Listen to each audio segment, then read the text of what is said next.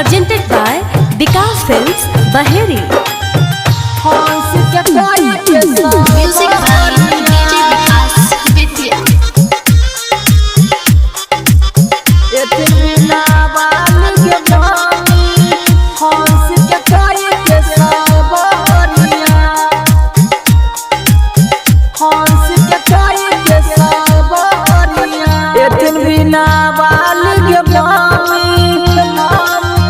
एथिन बिना बाल के मामी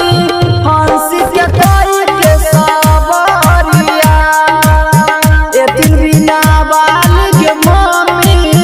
हंस के कोई के सबरिया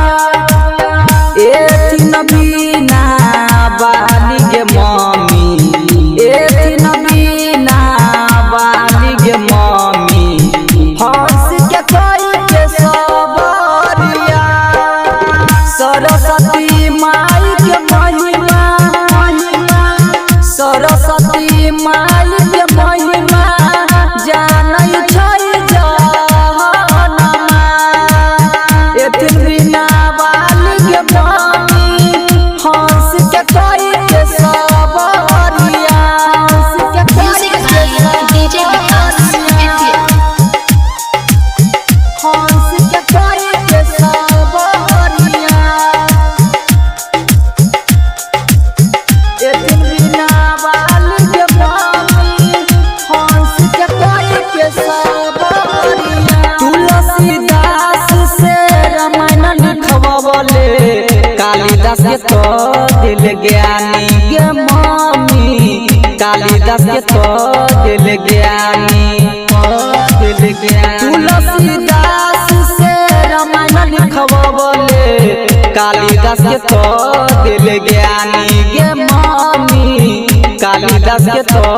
दिल ज्ञानी सातो सूर के छठी सातो सूर के छथिन रचैया सातो सूर के छथिन रचैया फेरथिन हमरो पनजरिया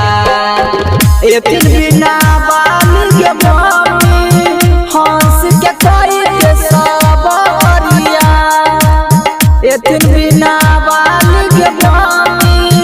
हंस के कोई के सबरिया Music by DJ Vikas Vidya. हंस के कोई के सबरिया एथिन बिना बाल के मामी हंस के कोई के सबरिया पंडित बोलाई तू पूजा करई है ली है तू माई के मनाई गे मामी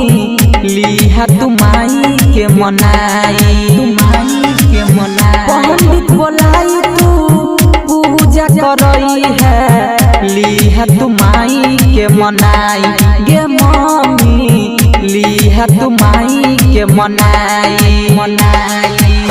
राइटर लालटून कहई छो राइटर लालटून विकास भैया